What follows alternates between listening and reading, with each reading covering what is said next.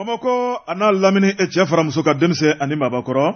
Bɔrɔtɔre nin y'an sigilen kunnafoni balan kɛnɛ kan ka woloɲumadon foli ta ni ka bɛɛ lajɛlen sɛgɛrɛ maa minnu bɛ ka namɛ jamana kɔnɔ jamana kɔ kan an b'a fɔ k'u ni sɔgɔma minnu bɛ tile la u ni tile minnu yɛrɛ bɛ su la u ni su sabu diɲɛ ale kɔnɔ ka dun Bɔrɔ ni dugu jɛra ka ban an bɛ boli joona joona ni kan kunda kumasoba in kan n'o de tɔgɔ Sijo Cɔrɔnamɛ Cam Bɔrɔ bilakun wɛrɛ tɛ anw na sɛbɛnnikɛla n'o ye kalimu tabaw olu ka magwan min ye sɛgɛsɛgɛli jamana kunkanko la Bɔrɔ an bɛ n'o de ta ni k'o lajɛ a la kumabaw min ka di jamanadenw ye min bɛ jamanadenw nin kan ni k'o sɛnsɛn min ye ɲɛmayaso ka yamaruya kɔnɔ k'o da bɛɛ lajɛlen tulo kan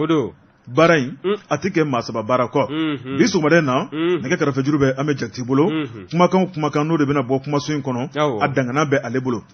min ye kunnafoni ye Bɔrɔtɔre Bɔ Jabate an ye bi kunnafoni lasebaaw ye an bɛ de ka yamaruya kɔnɔ kunnafoniw sugandilen bɛ Jɛgɛfo ɲɛmaaso fɛ an bɛna da walo sisan Wajabate naamu jongo ala begi laban joro nego karafe Ahmed Jakite jongo ala gani hagil nay ni ma hagil bila gamiri Bɔrɔ begi laban joro de sigato lawo tanye minye tanye mbiko o dama do Bɔrɔtɔre ne bɛ ntiga do joona man da kungo kusani yɛrɛ ye info matin sɛbɛnnikɛla a tɔgɔ ye Sekuba fulakɛ a ye kalimɛ ka kalimu ta sɔgɔmaden na Bɔrɔtɔre a ko rassemblement pour le Mali n'o ye Ibrahim Boubacar Keita ka tɔn Bɔrɔtɔre e ko farafarali o dugu ma jɛ sɛbɛnnikɛla ko a ko min ye commune 5nan section ni o ye Musa Timbini wari ale na jɛɲɔgɔn olu y'u ka minɛnw cɛ ni k'u kɔ don ni ka parti ka fili a kɔ kan Bɔrɔtɔre ka sababu kɛ min ye bɛnbaliya hakilinaw sabatibaliya sɛbɛnnikɛla ko a ko min ye Musa Timbini honorable Musa Timbini Bɔrɔtɔre ale kɔni kelen kɔ k'i kɔ don Bɔrɔtɔre i b'a ye k'a fɔ min ye Mopti section ye n'o ɲɛmaya bɛ honorable Beliko bolo Bɔrɔtɔre ale fana n'a ka jama fana ye datugu k'u bɛ Musa Timbini kɔ bi u b'a kɔ sini Convergence 23 sɛbɛnnikɛla ko a ko min ye kɛlɛjugu ye o de wulila RPM kɔnɔ Bɔrɔtɔre kabini Ibrahim Boubacar Keita ma sa fɔlɔ sɛbɛnnikɛla ko jamanakuntigi kɔrɔ n'ale ka tɔn ye rassemblement pour le Mali Bɔrɔtɔre a n'a jɛɲɔgɔn tuma min na u bɔra Adema PJ la Bɔrɔ ni k'u sigi ka jateminɛ kɛ min ye Adema ye an bɔlen ko o la o tuma min ye an ka politiki baara an ka ɲɛta ŋaniya mun bɛ an na an ka se k'o bila sen kan Bɔrɔtɔre u jɛra ni ka RPM sigi sen kan a ko n'i y'o sigidon lajɛ ka na bila min ye bi la Bɔrɔtɔre don duman camanw de tɛmɛna RPM kɔnɔ o tuma an bɛ don min na ko bi man di dɛ sabu bɛnbaliya mana don ko ko la Bɔrɔ tiɲɛfɔbaliya mana don ko ko la o ko o tɛna sanayɛlɛn sɔrɔ sɛbɛnnikɛla ko a ko min ye san 2020 jamana masakɛkɔrɔ n'o ye IBK ye min ye mankan wulila nɔfɛ k'a ka fanga dafiri o kɛra min ye RPM cɛbaw ɲɛna Bɔrɔtɔre a waati la maa dɔw kɔni ye duloki bɔ ka da k'u kangara IBK ni jamakulu cɛ Bɔrɔtɔre min kɔni ye cɛba caman bɛ yen n'olu bɛ wele ko parti cadre sɛbɛnnikɛla yɛrɛ kɛmɛ ka tɔgɔfɔli kɛ Dr Bokari Tireta Bɔrɔtɔre min ye parti kɔni ye i b'a ye k'a fɔ k'a lafura Bɔrɔtɔre a puruti la min ye kumakanw bɛɛ lajɛlen tara k'a sɛgɛrɛ a ma ɲa min kɔ min ye IBK ka fanga ye u y'a dafiri surasiw nana jamana kunna sɛbɛnnikɛla ko Bɔrɔtɔre a waati ko bolodengɔni yigira maa caman ɲɛkɔrɔ n'o ye RPM kadiribaw ye nin sera ka kɛ cogo di u bɛ sunɔgɔ la wa nin sera ka kɛ IBK la cogo di u y'a janfa nin sera ka kɛ IBK la cogo di u y'a kɔ bila Bɔrɔtɔre ko bɛ se ka kɛ cogo di a ko ma bila yɛrɛ ɲinɛ ma dɛ sɛbɛnnikɛla ko a ko min ye Musa Timbini Bɔrɔtɔre ale kɔni ye ko bɛɛ lajɛlen kɛ sabu jamanakuntigi o tun t'ale ka ko tulonkɛla a ko fo n'ale kɔni dɛsɛra min ye wulikajɔ ye ka don RPM ale ni maa minnu bɛ mankan na u nɔfɛ Bɔrɔtɔre a ka hakilina a min ye a ka miirina Bɔrɔtɔre dabali ni fɛɛrɛ o fɛɛrɛ b'a bolo a ko a y'o bɛɛ lajɛlen bila sen kan nka ko maa kelen tɛ se ko la sɛbɛnnikɛla ko sama ni min ye section 5nan Bamakɔ yan Bɔrɔtɔre ɲɛma fila Dr Bokari Tireta ale bɛ sama na ale ni honorable Musa Timbini u tɛ ka ji kɛ ɲɔgɔn tigɛ min ye o ko tiɲɛ o dɛsɛmɛ ka fɔ akilina fila parti kɔnɔ a ko dɔ bɛ nkalon kan sɛbɛnnikɛla ko n'a dun ma k'a fɔ honorable Musa Temini Bɔkari ale ye fini jɛ bɛɛ lajɛlen kɛ ka dɛsɛ min ye a fɛtaw ye k'o fɔ k'a ka akilinaw k'o fɔ bari o dɛsɛra ka ngolo yɛlɛ ale fana y'a yira k'a fɔ n'a dun ma k'a fɔ ko tiɲɛ tɛ yɔrɔ mun na a man kan bilen k'i sigi ye ale y'a ko kɛ bɔ ye a kelen ma taa dɛ ani jamakulu min ye commune 5 na section ye Bɔkari an bɛ don min na ko bi ko maa caman de fana ko Musa Temini kunkolo bɛ yɔrɔ yɔrɔ la o kuma kulu fana bɛ yen Convergence 2023 min y'o kɔrɔmasuru ye Bɔkari ale kɔni ka démissionner ka bɔ RPM na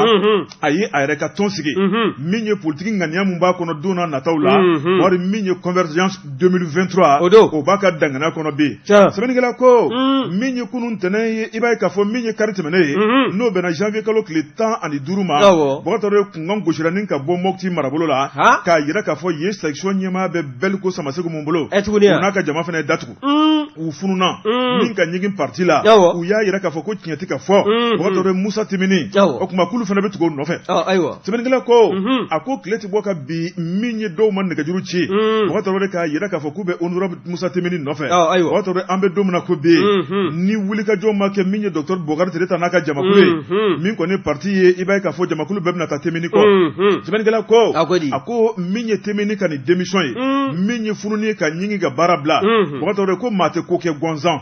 n'i y'a lajɛ ko kun de b'a la min ye bɛnbaliya min ye tiɲɛfɔbaliya min ye sariya texte sɔsɔli ye a ko n'i y'a lajɛ docteur Bɔkari Tireta a ye sɛbɛnfuraw yɛlɛma Bɔkari ni ka congrès boloda k'a yɛrɛ kɛ ɲɛmaa ye k'a sɔrɔ parti jamakulu olu ka hakilina tɛ a ko bɛ se ka kɛ cogo di parti ba kɔnɔna la sɛbɛnnikɛla ko a ko min ye RPM ye bi ni Ala ma kunnaja a bɛna kɛ tombo lankolon ye a ko sabu min ye farafarali ye o dugu jɛra ka ban Musa Temini Bɔkari maa bɛ se ka fɔ sa bi ko ŋaniya b'ale bolo kunnafoni filanin an ye min bɔ info matin kɔnɔ Sekuba ale ka sɛbɛnnin don Jabate Sekuba ka fara info matin fasilijɛkulu kan an b'u bɛɛ lajɛlen fo ni ye n tɛgɛ don ni sɛbɛn bɛ bɔ sɛbɛn minnu k'a ma ko l'indépendant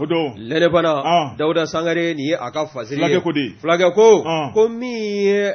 parti Nouvel Espoir pour le Mali n'an k'a ma ko parti Nɛma a ɲɛmaaba n'o ye Sanba Kulubali ye ko a ma kuma wa a kumana k'a sabu kɛ anw ka jamana sariya bolo kura n'o ye sariya sunkuraban ye o baara ɲɛbila baaraw n'o ye avant projet ye jamanadenw kan k'u hakilina dili min k'a ka mars kalo nata kɔnɔna na n'a bɛ kɛ dasumusumuli wale dɔ fɛ n'an k'a ma ko référendum o y'u hakilina di n'i y'a ta k'a lajɛ min ye parti Nɛma président ye n'o y'a ɲɛmaa ye Sanba Kulubali Sanba ko fɛn dɔw kɔni bɛ yen o kɔni u y'olu yɛrɛ parti u y'u ka hakilinaw ye o b'o ta ni k'o da jamana marabaaw ɲɛkɔrɔ kɛrɛnkɛrɛnnenya camajɔrɔ fanga faamaw o ka o fara o boloda la k'a bɛ kɛ sabu ye ni ka jamana ni ka dɔ fara a ka basigi kan n'i y'a ta k'a lajɛ hakilina yɛrɛ bɔla ka bɛn n'i y'a lajɛ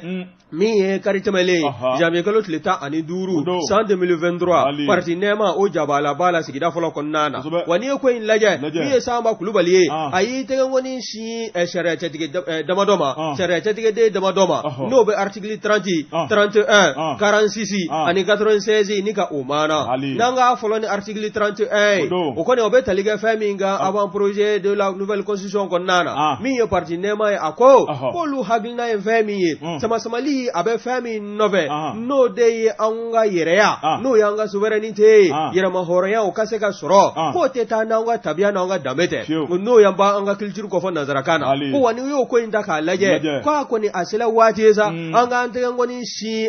kan wɛrɛ la anw ka jamana kɔnɔna na min bɛ tali kɛ bamanankan kan o bamanankan o bɛ na an ka kan wɛrɛ minnu bɛ yen n'o y'an ka langue nationale wɛrɛw ye olu bɛ tugu a la ka fara tubabukan kan k'o bɛ kɛ sabu ye min ye anw ka jamana ye an ka yɛrɛya min n'an b'o nɔfɛ n'an kɛn bɛ k'o sɔrɔ yɛrɛ ka se a camancɛ la a tɔ bɛɛ lajɛlen ka sɔrɔ ka fara ɲɔgɔn kan wa ni o tɛmɛna ka bɔ yen min ye sariya cɛtigɛden dɔ wɛrɛ bɛ yen tuguni min ye article 46 ye ni n'o bɛ tali kɛ président de la république ka taabolo kan min ye parti Nɛma ka Sanba Kulubali ka kɔrɔfɔ ye a ko k'a n'a ka tɔndenw hakili jagabɔ kɔfɛ u ye fɛn min laɲini n'a ma ɲɛ k'a fɔ k'i bɛ kɛ jamanakuntigi ye n'i bɛ n'i ka sɛbɛnfuraw don jamanakuntigiya kalata baaraw mana dayɛlɛ waati min na o de ye ko i y'a dɔn sariya min ye sariya bolokɔrɔ ye a tun bɛ fɛn min yamaruya o de ye k'i si sanga a dan kɔni o ye san 75 ye Sanba Kulubali ko parti Nɛma tɔgɔ la k'a ka bɔ o la ka i ka sisanga o ka kɛ 72 ye saba ka tigɛ ka bɔ a la ko n'o tɛ k'i kɔrɔlen ko caman bɛ e tɛn'o girin ka jɔ ɲɛsɔrɔ ni san 75 ne y'o ta k'o kɛ jamana ɲɛmaa ye san 5 ne y'o fara a si kan a ka manda fɔlɔ la k'a bɛ kɛ sabu ye ko caman bɛ yen a hakili to olu bɛrɛ bɛn tugun min ye jamana yɛrɛ ka girinkajɔ caman bɛ yen min ye jamanakuntigi sen kan ka ye kɛnɛ minnu kan kɔrɔ sababu walima banamisɛnninw sababu e tɛna ye o kɛnɛ kɔnɔna na Samba ko n'o fana tɛmɛna ka bɔ yen article 30 ne y'o fana ka taabolo ta k'a lajɛ min ye anw ka faaba ye o tɛ Bamakɔ ye wa Mali faaba o ye Bamakɔ ye ko faaba ko ka a bɔ Bamakɔ la ni ka taa n'a ye an ka marabolo dɔ kɔnɔna na o fana bɛ anw ka ni constitution kura in a bɛ a kɔnɔna na avant projet in kɔnɔna na wa min ye parti nɛma ka hakilina ye olu ko a kana cɛ ka bɔ faaba kɔnɔna na dɛ faaba kana sama ka bɔ Bamakɔ la ka taa n'a ye an ka marabolo wɛrɛ kɔnɔna na ko min ye faaba kura ye o ka sigi sen kan o fana tɛ taa bɛn kan n'i ye ko in ta k'a lajɛ min ye halisa parti nɛma ka kɔrɔfɔ ye u ko k'olu bɛ référendum na baaraw bɛ sen na ni ministre tun ye wele bila u ma a yɛrɛ jabala la ministre so la olu bɛ a nɔfɛ bi u bɛ a nɔfɛ sini olu fɛ la ko ye transition dɛmɛli ye waasa min ye kalata jɛlen ye o ka se ka sigi sen kan n'o sigina sen kan baara minnu bɛ ani jamanadenw ka hamina ye fɛn minnu ye o bɛɛ lajɛlen ka se ka ta bala kalata ka kɛ jɛlenya kɔnɔ jaabiw ka se ka bɔ jɛlenya kɔnɔna na EJ sigikun y'o ye o EJ fana o k'i jɔ a jɔyɔrɔ la maa ɲɛda kana lajɛ maa ka nafolo kana lajɛ maa jɔyɔrɔ kana lajɛ min ye jamana ye ɛlɛ ni aw jamana ni jamanadenw ka hɛrɛ bɛ kalata jɛlen min na o ka sigi sen kan o baaraw ka se ka boloda nin kun ye sɛbɛn cogo min na y'a sama ka bɔ lɛnɛbana kɔnɔna na Dawuda Sangare a ka masiri don hali bɛ ko min na o ma ban Info City wari min ye la rédaction ye u jɛra k'a sɛbɛn Bɔkari min kɔni ye Ibrahima Jawara Bɔkari n'o ye Damangile a ka tɔn n'o ye Malien Tukoro MSD Bɔkari e ko min ye wulikajɔ ye o daminɛna Bɔkari sabu min ye tɔn in sigili ye Bɔkari ba ye k'a fɔ ka kungilenna ni hakilinaw ta k'o di jamanadenw ma Bɔkari maninfin tɛ ye cogo in i ka hakilina i ka miirina i ka taabolo Bɔkari n'o sabatira ka ban Bɔkari min ye kanubagaw bɛ caya sɛbɛnnikɛla ko a ko min ye Damangile n'o ye Ibrahima Jawara Bɔkari n'o de ye MTC MSD i b'a fɔ ko mouvement tout court Bɔkari a ka parti bolo mun bɛ a ko u bɛ wulikajɔ min na Bɔkari wulikajɔ dennin tɛ sabu min ye n kun gananen don a ma se walɛli la n'i ye banfila bɔ bɛɛ lajɛlen b'a ye sɛbɛnnikɛla yɛrɛ k'a fɔ kari tɛmɛnen Bɔkari min ye Bamakɔ yan kɛrɛnkɛrɛnna Kalabankura Sud Extension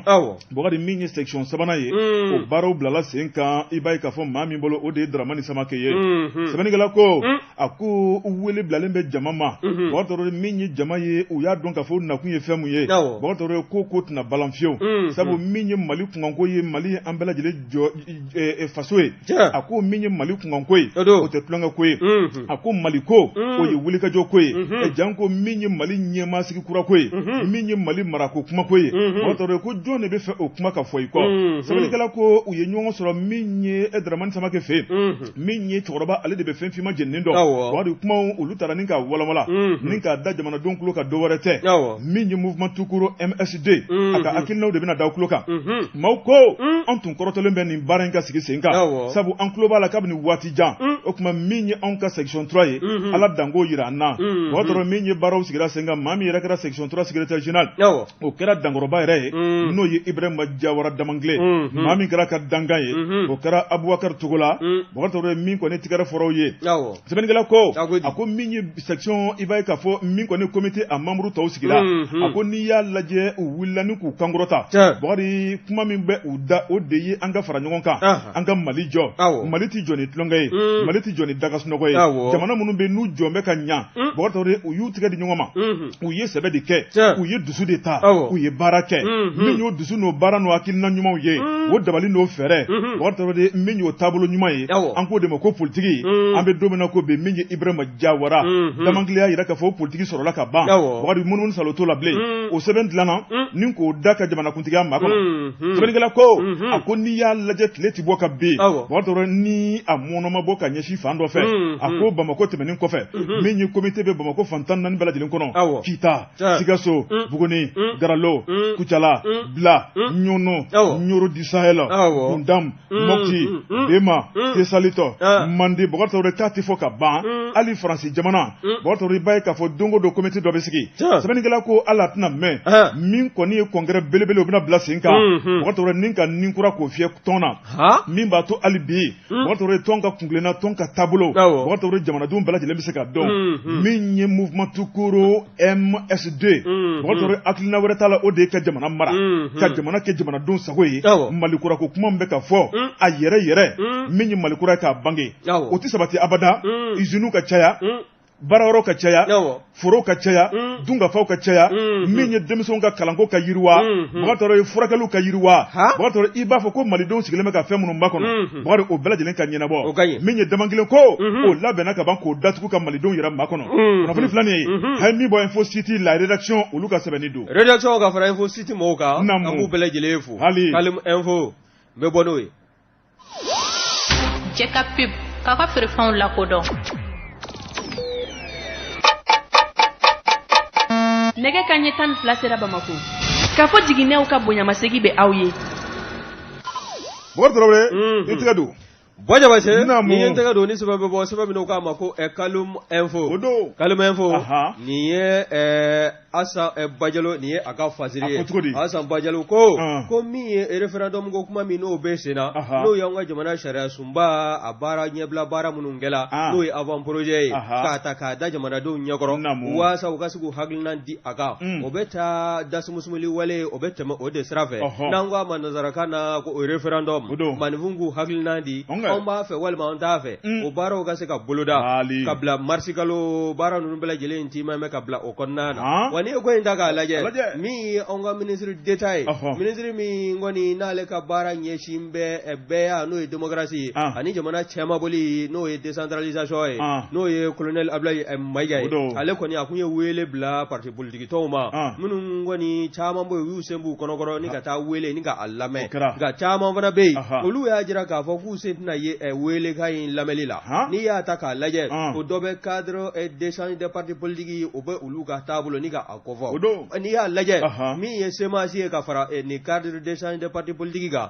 o y'a jira k'a fɔ ko min ye katimu ye katimu min n'o taa bɛ ka di an ka cɛmancɛ fanga ɲɛmaaw ma n'u kan ka kalata cɛmancɛ fanga kuncɛ dɔ la ni ka kalata baaraw labɛn ni k'a boloda a kɔnɔna na ko a bolodali baara minnu n'o fɛɛrɛw tigɛlen don ka bɛn waati min ma k'o kɔni olu sigan b'a ma ni ko in bɛna kɛ ka bɛn ni a don ye a n'a waati ye wa ni ye ko in ta k'a lajɛ min ye cadre d'échange des partis politiques ye o ka kuma lasela ni o kɔni o ye Amadou Koita ye Amadou Koita ale kɔni y'a jira k'a fɔ olu kɔni u tɛna jɛn n'a ye tuguni min ye anw ka cɛmancɛ fanga ɲɛmaaw ye u ka anw ka politique a fɔ anw ka jamana politique taabolo ni k'a ta ni k'a jaso k'a kɛ u yɛrɛ kelen ta ye wa u y'a jira fana k'a fɔ n'a ma ye k'a fɔ nin baara ninnu bɛ boloda n'o ye référendum ye k'a kan k'a sɔrɔ EJ n'o ye autorité indépendante de gestion des élections ye n'an ko a ma EJ o bɛ kɛ k'a sɔrɔ o sigila kalo 6 ko nka ko ni EJ ka baara yɛrɛ lajɛ u ta la k'u bila baara la k'u yamaruya jamanakuntigi fɛ n'o ye colonel Assimi Goïta ye ka bɛn janvier kalo tile 10 tɛmɛlen ma san 2023 ko wa k'u bɛna baara jumɛn kɛ nin ko kɔnɔna nin projet kɔnɔna na ko wa ko ka taa sɔrɔ EJ kelenw n'a siginna a bolofara kan ka y'an ka marabolo kelen na bɛɛ lajɛlen kɔnɔna na minnu kan ka baara kɛ ni bolofara kumaba ye ni EJ jabala min n'o bɛ sɔrɔ faaba kɔnɔna na wa ko n'i ye nin bɛɛ lajɛlen lajɛ ko majɛ bɛ fan caman fɛ nka n'i ye nin ko ninnu bɛɛ lajɛlen lajɛ ale ma hinɛ Sumaila Sise la ale min dun ye URD o président ye n'a mininji dɔgɔyala maa minnu b'a a nɔga minnu bɛ a kɔ k'a ka hakilinaw ta ni k'a don bala olu kɔni y'a jira k'a fɔ ko bɛɛ lajɛlen k'i tɛgɛ di ɲɔgɔn ma ko jamana an sen bɛ danga min na bi farafarali k'o tile tɛ ko bawo a bɛ kɛ sababu ye ni ka jamana ni k'a fanga dɔgɔya an ka fara ɲɔgɔn kan k'a kɛ i b'a fɔ cɛ kelen k'an fanga fara ɲɔgɔn kan k'a bɛ kɛ sababu ye jamana a bɛ fɛn minnu laɲini Mali yɛrɛ kɔnɔ wali Mali kɔ kan o bɛɛ lajɛlen ɲinifɛnw ka se ka kɛ sɔrɔ fɛn ye wa n'o fana tɛmɛna ka bɔ yen min ye anw ka ministre de l'administration territoriale colonel Ablaye Mayiga ale kɔni y'a jira k'a fɔ ko min ye anw ka carte d'identité biométrique ye o baaraw kɔni ninnu donna wa k'aw bɛɛ lajɛlen bɛna kɛ jɛlenya kɔnɔ kalatala bɛɛ lajɛlen ka se ka i ka kalata sɛbɛn sɔrɔ bawo min ye carte biométrique ye o de bɛna kɛ ka kala ta wa n'i y'a lajɛ fɛn kɔni don fɛn min n'o a ko a jɛmɛ ko nka ko ni baara ninnu bɛɛ lajɛlen ma timɛ ka bɛn o waatiw n'u o bolodacogo ma ko yalima k'a tɛna kɛ majɛ ye nin kalata ninnu nataw kɔnɔna na wa nin ye ŋo sɛbɛn sɛbɛn min y'a sama ka bɔ Kalum info kɔnɔna na Asa Bajalo a ka fasiri Bɔgɔ Tarawele maanifin jɔlen t'i ye kɛnɛmu kan n'i y'i sigi ɲinɛ bɛ k'i kɔ l'indicateur de renouveau sɛbɛnnikɛla tɔgɔ ye A Jamutɛnɛ ko Bɔgɔri an ka taa Zirakɔrɔ Megetana Bɔgɔ Tarawele min ye sigidalamaw ye u dusukun kamikamilen don ni ka ɲɛsin maa dɔ ma Bɔgɔ Tarawele n'o de bɛ fɛ ka station d'essence n'o ye taji feere ka jɔ sigida la diyagoya o tɛ bɛn dɛ sɛbɛnnikɛla ko Bɔgɔ Tarawele a ko n ma deli ka nin ye n ma deli ka nin mɛn i bɛ nin bɛɛ de ye an ka jamana in kɔnɔ a ko min ye sariya kan sɔsɔ ye Bɔgɔri nafolo ale kɛmɛ ka hakilina caman tiɲɛ Bɔgɔri min kɔni an ka jamana ye Bɔgɔ Tarawele i b'a ye k'a fɔ yɛrɛsago kɛ damatɛmɛ kɔ kɛ Bɔgɔ Tarawele nin bɛɛ lajɛlen de bɛ Mali kɔnɔ tile bɔ fo ka taa tile bin sɛbɛnnikɛla ko a ko Zirakɔrɔ Megetanakaw Bɔgɔ Tarawele bi u nisɔngoyalen bɛ a ko n'i y'a lajɛ lotissement SD Bɔgɔ Tarawele o sigibaw minnu bɛ centrale de l'énergie o kɛrɛfɛla la Bɔgɔ Tarawele u kɛmɛ ka kɛ kulu ye u ma kɛ kulu ye sira fila kɔnɔ Bɔgɔ Tarawele o de ye hakilina dɔ tara ni k'u ka sigida sɛgɛrɛ n'o de kɔni ye maa dɔ ye ale kɔni ye ŋaniya siri n'a tɔgɔ ye ko Mamadu Ndaw k'a bɛna taji feere yɔrɔ dilan sigida la sɛbɛnnikɛla ko a ko taji feere yɔrɔ Bɔgɔri nafolo ɲini yɔrɔ don Bɔgɔri olu ka collectif k'olu tɛ don maa n'i ka hɛrɛ cɛ Bɔgɔri ko bɛɛ lajɛlen ka baara ye ka baara ye nka baara min bɛ yen Bɔgɔ Tarawele n'a bɛna ni bɔnɛ sigida la ko sigidalamaw man ɲi k'u sigi k'o lajɛ sɛbɛnnikɛla ko a ko maa kelen ka sɔrɔ ani jama ka hɛrɛ Bɔgɔ Tarawele k'o mana da ɲɔgɔnkɔrɔ min kan ka ta lajɛlen b'o dɔn sɛbɛnnikɛla yɛrɛ k'a fɔ sigida min filɛ nin ye Zirakɔrɔ Megetana kɔnɔ Bɔgɔ Tarawele n'i y'a lajɛ sow sɔnsɔnnen bɛ ɲɔgɔn kan maa min kumana nin ko in na collectif tɔgɔ la o de ye Aruna Sidibe fulakɛ ko Bɔgɔ Tarawele k'olu ka nin collectif ma sigi hakilina fila kama u diminen de ye nin collectif sigi ni ka dudenw fara ɲɔgɔn kan u ŋaniya k'o yira ɲɔgɔn na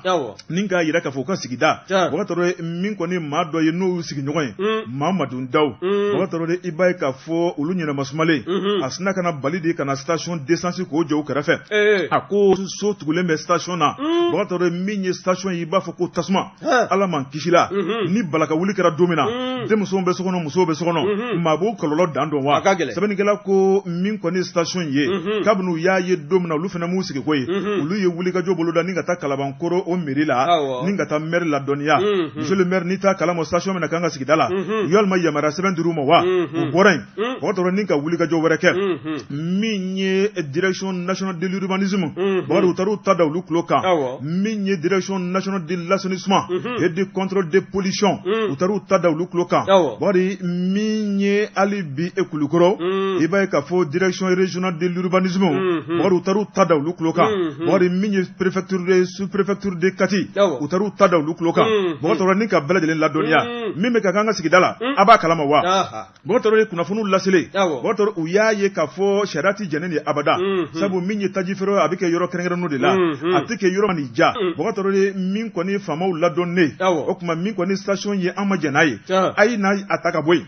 sɛbɛnnikɛla ko a ye n'a ta ka bɔ o tɛ dɔwɛrɛ ye a ye tigɛ nɔ bila kɛ min ye a décision ye maa min kɛra sababu ni k'a décision di dɛ a y'a annuler k'a bɔ a ma o tuma min ye station ye a ka ta ka bɔ an ka sigida la Bɔgɔ Tarawele i b'a ye k'a fɔ décision a k'a bɔra a ma ko min ye Kalabankoro maire ye Bɔgɔ Tarawele ale ni directeur régional de l'assainissement u y'a bɔ a ma ko décision annulée la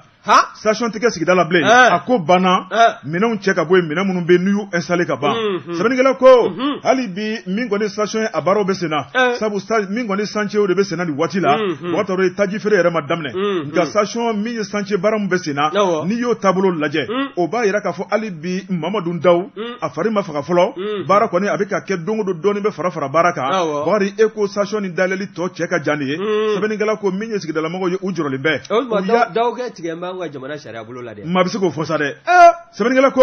Bon tɔɔrɔ n'i ye kunnafoniw lajɛ. I b'a ye k'a fɔ station a bɛ yɔrɔ min na a n'o man kan. O dɔrɔn tɛ dɛ. Min kɔni ye haute tension ye. Bari n'o ye dagabana filiba minnu bɛ tɛmɛ sanfɛ. Station in a bɛna k'o fɛnɛ kɛrɛfɛ. A ko o de ye ka se ka tasuma fara tasuma kan. Maa tɛ kocogo dɔn. Yɔrɔ minnu tɛ maa sigiyɔrɔ ye. Yɔrɔ minnu tɛ taji feere yɔrɔ ye. Ko de bɛna boloda olu ka sigida la ko kumana k'olu bɛ kɛ min. Wa maa bɛ yɛrɛ ɲininka yalima ala k'an n'a cɛ janya. Ni kasara wulila don min na. O station tigi kelen bɛ tila tugun k'a bɛ taa mɔgɔw deli sigidalamaw. A filɛ nin ye dɛ. Ni ko i b'i ka ko gɛlɛya sa o bɛ sɔrɔ ka diinɛ sa o de y'a to ne ni mɔgɔ tɛ ɲɛ diinɛ ko in na han. O bɛ diinɛ sama nin tɛ silamɛ walima nin tɛ nin diinɛ ma ye.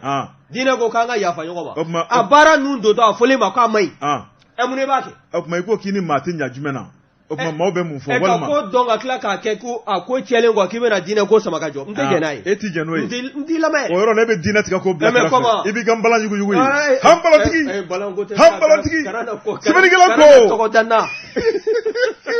Sabali. Bɔkari Tarawele. Sɛbɛnnikɛla ko. A ko n'i y'a lajɛ sigidalamɔgɔw kɔni y'u ka tiɲɛ yira. Bɔkari Tarawele nkalon ni tiɲɛ tɛ kelen ye. A ko min kɔni ye sigidalamɔgɔw ka collectif ye. Wari nin ko in a laban bɛ taa to olu de ta la. Sabu min tɛ min ye. Min man ka sigi min na. Min man ka bila min na. Bɔkari Tarawele o tɛna se ka ko ye abada. O tuma min ye Mamadu Daw ye. Bɔkari k'a ka yɔrɔ wɛrɛ ɲini k'olu t'a n'a ka hɛrɛ cɛ dɛ. Nka olu ka kɛnɛya. Olu ka min kɔni olu ka sijan sɔrɔ. Olu ka denbayaw ka lafiya. Ko de jɔrɔ b'olu la. A ka minɛnw cɛ k'a ka taa fan wɛrɛ fɛ. Kunnafoni filɛ nin ye. An ye min bɔ indicateur de renouveau kɔnɔ a Jamutɛnɛ ale ka sɛbɛnni don. Bɔjɛbɛtɛ. Abdurahmani Jamutɛnɛ ka bɔ indicateur de renouveau la. An jɔnnen don an bɛ a fɔ a ka wulikajɔ la. Ni ye n tɛgɛ don ni sɛbɛn bɛ bɔ sɛbɛn min k'a ma ko le katoa. Le katoa maa min ka fasiri ye nin ye o ye ABN ye. ABN ko k'an ka taa chambre de commerce d'industrie du Mali la dɛ. CESIM. N'i ye ko in ta k'a lajɛ kɔlɔlɔ o wuli bɛ président nɔfɛ n'o ye Yusufu Bacili ye. Yusufu Bacili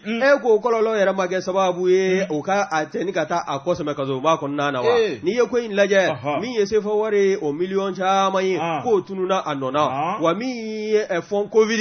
n'o de ye diɲɛ laban bana min n'a funufunu a munumunu ka se anw ka jamana kɔnɔ. Jamana ɲɛmaaw u ye fɛɛrɛ kɛ nafolomugu dɔw ka kamaru ka fara ɲɔgɔn kan min ye maa minnu bɛ yen n'olu ni dɛmɛ ka kan jagokɛla kunda ka taa se dɛsɛbaatɔ kunda o ka ta ni ka di jagokɛlaw ka suba ma o min y'u kumada ye n'o ye chambre de commerce d'industrie du Mali ye waasa Yusufu Bacili o min y'a ɲɛmaa ye a n'a ka bureau maaw u k'a lajɛ sa dɛmɛ bɛ se ka don anw ka jagokɛla misɛn ni kumaba ni camancɛ ma cogo min na waasa min ye gɛlɛya ye n'o ye bana ye n'o ye Covid 19 ye o kɔlɔlɔ fiɲɛ a ka se ka tɛmɛ maaw kan k'a sɔrɔ dadigi ma kɛ u ka sɔrɔ dabolo la nka n'i ye ko in lajɛ ko nafolo in min dila n'o ye fond Covid 19 ye ko yɛlɛma k'a donna a da fɛ wa ɲininkali bɔn bɛ ka kɛ wa n'i ye ko in ta k'a lajɛ min ye CFA wari miliyari tan bɔɲɔgɔnko ye o de tununa fond Covid 19 ko in na wa n'i ye ko in lajɛ ko kura ko funufunu wɛrɛ wuli tɛ tuguni wa bawo n'i y'a lajɛ min ye fasiri kɛ b'a ka fɔ ye u ko k'olu u ye garijɛgɛ sɔrɔ ka taama kɛ ka taa bɔ an ka marabolo fila kɔnɔna na min ye chambre de commerce a bolofara minnu bɛ yen n'o ye chambre régionale de commerce d'industrie du Mali o ɲɛmaa dɔw bɛ yen olu hali n'a m'u cɔ fɔ u ni olu ye baro kɛ u y'a jira k'a fɔ fɛn min mɔnɛ bɛ u la Yusufu Bacili furadama a sigi furadama ka na bugɔ sisan la k'a kɔni b'a la ka baara kɛ a yɛrɛ kunin kelen a n'a yɛrɛ hakilina wa n'i ye ko in lajɛ min ye olu ka chambre régionale ninnu ye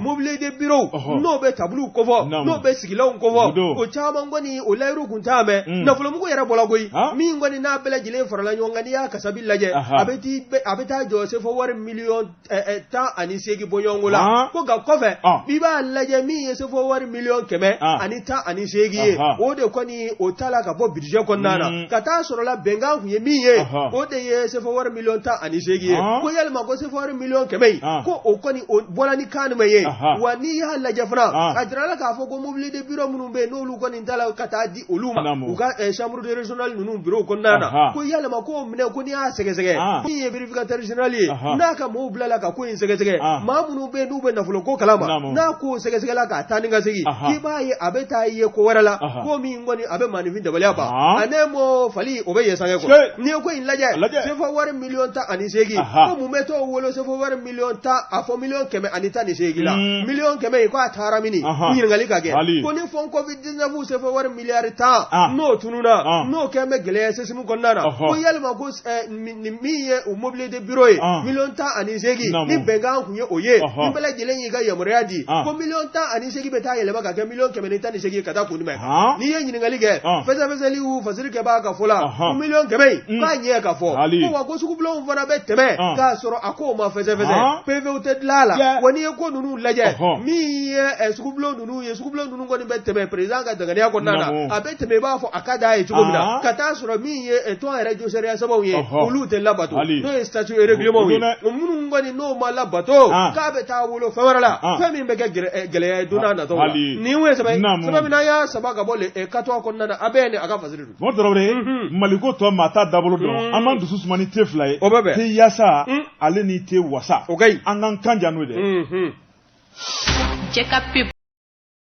Baje naam ndaran nana dandigali werata ola ni jata fosai hodo na ko bala to ko bedi bordore Mali Tribune sebenigala to ye aywa Usman Mahaman bordore ako minye chamanche fanga anyemawye bordore numa wulika joke bordore sabu ambe domina ko be minye colonel Ashimi Goita ningata bla Dr Shogel ko kala maiga bordore usigi ko ta wuliko ta bordore kuma mumbuda ode malikura koye minye akilna jugu koro munumbe malidoni nywanche barakulun jugu ni barakulun koro munumbe bordore angasiga nyina ni belajelen ko minye malikura ko akilna ye faso de nyumaya akilna barake jeleani tiɲɛ kan o ka se ka waliya sɛbɛnnikɛla ko nka n'i ye ko taabolo lajɛ hali bi o ye dalafɔli ye dɛ bari min ye sɛbɛnnikɛyɔrɔ ye ani tɛrɛnkana ko yɔrɔ kelenw tɛ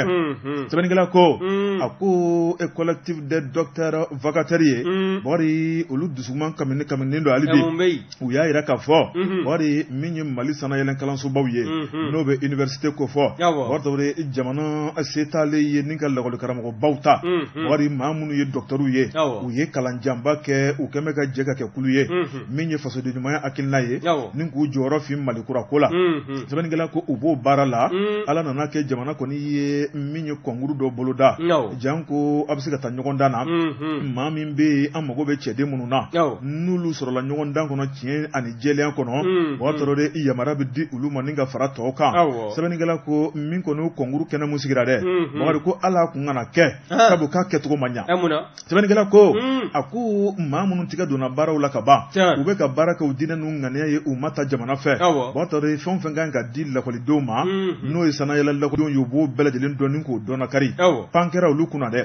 ni ka taa maa dɔw ta maa minnu yɛrɛ bolo tɛ lakɔli karamɔgɔya la lakɔli karamɔgɔya notion bakari tawari walima lakɔli karamɔgɔya a dusukolo yɛrɛ tɛ maa min na ni ka t'olu ta ka na olu kɛ a ye a baara ta k'o bɛ se ka kɛ cogo di nin ye yɛrɛsagokɛ ye bakari tawari nin ye bamanciya ye o tuma nin ye malikurako kuma bɛ ka fɔ nin ye tigɛ n'a ye ka ɲɛso ma sɛbɛnnikɛla ko jamanakuntigi ɲɛna a ko min ye sanayɛlɛ minisiri ye o y'a sɔrɔ n'o ye professeur Keyita ye i b'a ye k'a fɔ bolodingɔni tɛmɛni ka ɲɛsin ale ma nin kɛra cogo di o y'a sɔrɔ n'i ye min mɛn baladenni da a na kɛ n'a y'o mɛn balaba da maa minnu bɛ n'olu bolo bilala ni examen a labɛnni na o y'a sɔrɔ u y'a labɛn ni hakilina jumɛn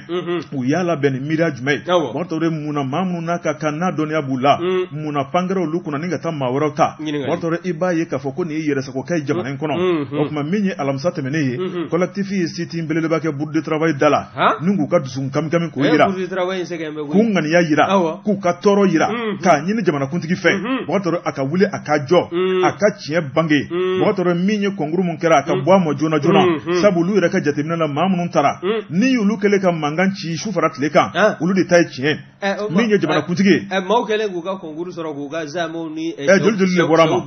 min bɔra a ma jamana in kɔnɔ danbo la examen kɔnkuru mun bɔra mo danto la dɛ sɛbɛnnikɛla ko bɔ tɔrɔ n'o ye Usmani Mahamani ye a ko min ye olu sigin bɛ ka min ma kɔnɔ u b'a dɔn k'a fɔ ko tiɲɛ b'olu fan fɛ u b'a dɔn k'a fɔ k'a bɛ to olu ta la bɔ tɔrɔ ko Mali ka hɛrɛ b'o de la u tɛ fɛ ka mankan wɛrɛ ko ka fara mankan wɛrɛ kan a ko olu de ye lakɔli karamɔgɔw ye dɔnniya dibaw olu ye docteurw ye u ye kalan minnu kɛ bɔ tɔrɔ olu sigilen ɲɛna k'olu ɲɛ ko maa minnu n'a man kan k'olu ta ka bila a la bari k'u tɛ se k'u sigi k'u da maa kunko ye bari ko fo ko ka bɔ nin ko la o kuma min ye kolonɛli Asimi Goyita ye o kuma k'u sigin bɛ k'a lajɛ sabu k'u b'a dɔn ko tiɲɛtigi don o kuma k'a tɛna nin ko in bila ten fɔlɔki kunnafoni filɛ nin ye an ye min bɔ Mali tribune kɔnɔ Usmane Mahamani ale ka sɛbɛnni don Mali tribune ka fara Usmane Mahamani kan an b'u bɛɛ lajɛlen fo wajibata an ka muɲu maa min sigin bɛ dugumɛnɛ denkɛ da la o sen tɛ a la fiyewu ni ye n tɛgɛ don ni sɛbɛn bɛ bɔ sɛbɛn minnu k'a ma ko Kalima info Kalima info a kuma bɛ maa min kan bi o ye Fatumata Batuli Ɲani mouvement an bi kɔ o ɲɛmaa Batuli Ɲani mouvement an bi kɔ kabi a sigi furadama kana bugɔ sisan la ko ɲumanya kɛ wale a ba a kan tɛ k'i jaso k'i jɔ ni o ye wa n'i y'a ta k'a lajɛ a ye taama minnu kɛ kɔsa in an ka marabolo fɔlɔ kɔnɔna na n'o ye Kayi mara ye min ye baɲumankɛ kɛ wale caman ye a y'o bolo da wa n'i y'a lajɛ min ye hali an ka tasuma bɔlɔ minnu n'olu bɛ turu an ka dankunbaw la n'o ye fitiri kolɔriw ye o camanba di o ta la ka di Kayi faamaw ma n'o ye autoritéw ye waasa lesida n'o ye Sirabaka Kasara ye camanba ka bɔ a la o fana tɛmɛlen kɔ ka bɔ yen min ye kɛnɛya o taabolo kɛnɛya ka se ka don ba la o tɛ taa minɛ minnu kɔ n'o ye kit sanitɛriw ye o caman da la ka di lapitaniso caman ma Kayi mara o kɔnɔna na wa n'i y'a lajɛ min ye Fatumata Batuli Ɲani ye a ma dan o ma min ye an ka marabolo dɔ fana bɛ yen ni a bɛ wele ko Madibaya ni ani waliya n'i ye o lajɛ o furanjɛ kɔnɔna na dugu o dugu bɛ yen ko a ma dɛmɛ ta ni ka ɲɛsin an balakaw ma wa min ye jibondow ye ka se ka o baaraw nun don k'o ta k'o di an balakaw ma jiko gɛlɛya minnu bɛ Kayi mara kɔnɔna na kɛrɛnkɛrɛnya la o bɛ se ka kɛlɛ cogo min na wa n'i ye baara ninnu lajɛ min ye waleya ani kɔlɔn ye o furanjɛ kɔnɔna na togoda minnu bɛ yen nin bɛɛ lajɛlen ye jibondo sɔrɔ a n'a borne fontaine min bɛ se ka kɛ sabu ye robinet kun munumunu ji ka suuru si tɛ kɔrɔya ni si ye baara ninnu nun donna ka bɛn ntɛnɛn tɛmɛn de ma janvier kalo tile 16 san 2023 wa n'i y'a lajɛ nin an balaka ninnu kɔni ye dugawu caman de ta ka ɲɛsin Fatumata Batuli Ɲani ma a n'a ka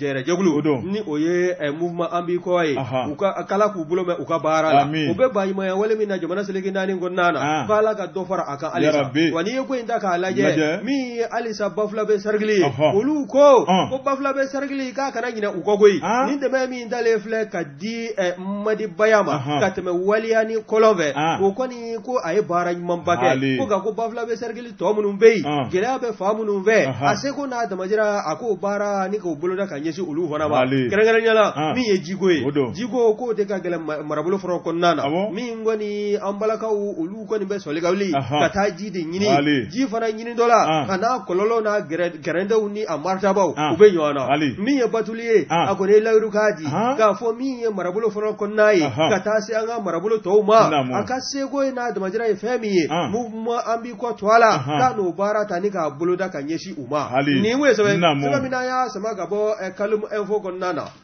Asa Bajalo a ka fasiri Wɔtɔrɔbere n'i ye nɛgɛ ta Gɔngɔla n'i y'a bila Gɔngɔla ti foyi fɔ ni nɛgɛ kan tɛ kunnafoni min sumana ka kan ko ka bɔ ɲɛmayaso la nin bɛ dan sigi o la Wɔtɔrɔbere n'i ye waleɲumandɔn ye ka bɛɛ lajɛlen fo ka bɛɛ lajɛlen waleɲumandɔn Mali kɔnɔ Mali kɔ kan